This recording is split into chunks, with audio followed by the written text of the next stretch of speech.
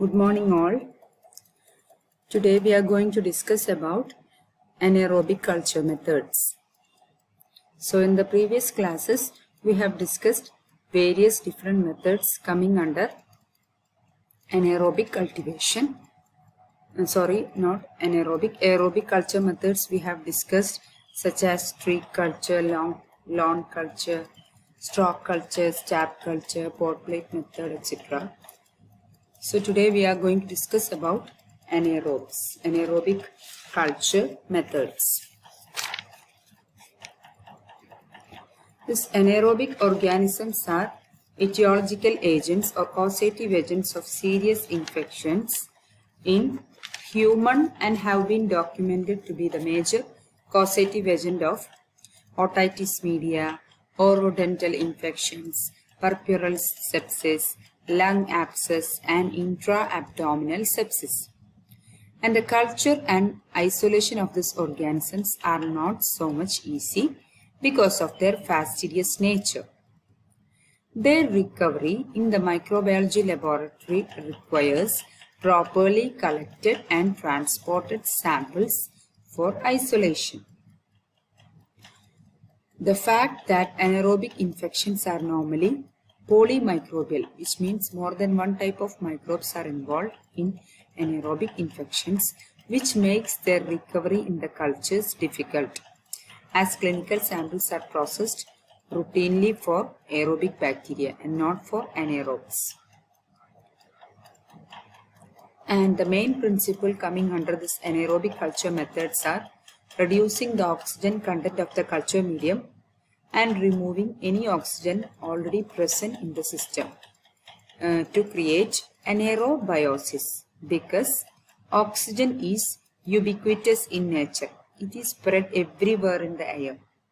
So special methods are needed to culture anaerobic organisms and anaerobic bacteria, which differ in their requirement and sensitivity to oxygen. Because among these anaerobes, Clostridium tetani, it is a strict anaerobe which may grow at an oxygen tension less than 2 mm mercury. Then another organism, another species of Clostridium, that is Clostridium histolyticum. They are aerotolerant. That means some grow on the surface of aerobic plates. So special methods are required to isolate different types of anaerobes. So culturing anaerobes are difficult because of the need to exclude oxygen, slow growth and complex requirements. And the molecular methods based on DNA analysis and direct microscopy have shown that we are largely ignorant of the microbial world and previously unknown diversity has been discovered. So already I have told anaerobes differ in their sensitivity to oxygen by taking the example of Clostridium tetani and Clostridium histolyticum. Vessels filled to the top with culture medium can be used for the organisms which are not too sensitive. Now what are the appropriate specimens for the anaerobic culture? The microbiologist's understanding of the basic anaerobic bacteriology, he should be crucial in interpretation of an anaerobic culture result for the diagnosis and treatment of anaerobic infection. So the result should be very crucial in the anaerobic culture. Since anaerobes form the part of normal bacterial flora of the skin and the mucous membrane, proper selection and culture of the clinical specimens for the laboratory diagnosis of an anaerobic infection, these are the crucial factors that will determine the clinical significance of culture results. Now, what are the acceptable specimens for the anaerobic culturing? Specimens for the anaerobic cultures are ideally biopsy samples of needle aspirates, mainly biopsy samples. Anaerobic swabs are discouraged, but sometimes cannot be avoided also. Swabs are the least desirable because of the large amount of specimens and the effect of run, there is a greater chance of contamination with normal microflora. These are the different types of anaerobic specimen collection device: syringes, transport swab for aerobe and anaerobe, then vacuitainer, anaerobic specimen collector. Now coming to the anaerobic culture methods. So first of all, we can describe the production of vacuum, then oxygen displacement, then oxygen absorption, reducing agents using, then anaerobic chambers having catalyst, desiccant, hydrogen, carbon dioxide, nitrogen plus indicator, airtight gloves. So first of all, coming to the vacuum production. These anaerobes can be cultivated using vacuum desiccators under carbon dioxide. So this cultivation of these anaerobes in vacuum was attempted by incubating the cultures in vacuum desiccator. This method is unsatisfactory actually, because some oxygen is always left behind. In the case when we are keeping the fluid cultures inside this vacuum desiccator, sometimes there is a chance of overboiling, and the media sometimes get detached from the plates in the vacuum produced. So this method is not used in nowadays, but we can describe this method. Under carbon dioxide, nitrogen with the residual oxygen consumed in a well-known reaction by the system of glucose oxidase catalase that oxidizes glucose to gluconic acid. It is a crude preparation of glucose oxidase catalase, and it is cheaper than pure glucose oxidase. Simultaneously, the crude preparation, it prevents the accumulation of hydrogen peroxide, which in case of contamination of inert gases by oxygen could either inhibit oxygen or glucose oxidase, or its slow and spontaneous decomposition could take place at the time when the glucose oxidase loses its activity. And on the bottom of this vacuum desiccator, which is 5.5 liters actually, it is placed with a petri dish with two compartment bottom, one half which contain 5 gram of glucose in 25 ml of 0.1 molar phosphate buffer, second half containing 1 ml of glucose oxidase with 1000 Sarad units of activity. With this system, 0.44 millimoles of oxygen can be removed, which in this case is quite sufficient after putting in the inoculated plates or test tubes and the oxygen indicator that can be alkaline methylene blue.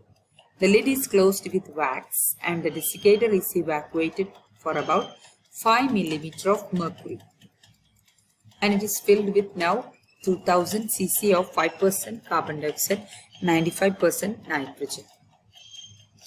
So after dipping in the solution of glucose and glucose oxidase, the desiccator is put into incubator. This method enables reliable cultivation of even slowly growing anaerobic organisms with which it is necessary.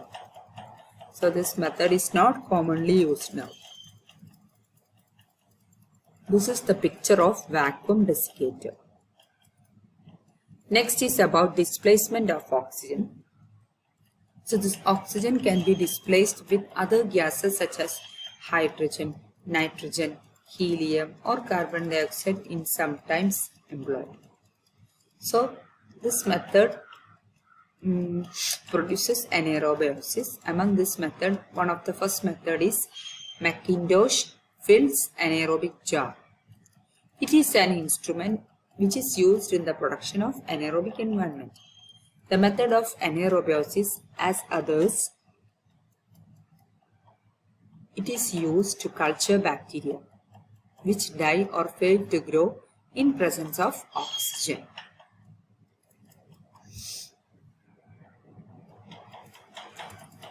Macintosh-filled anaerobic jar.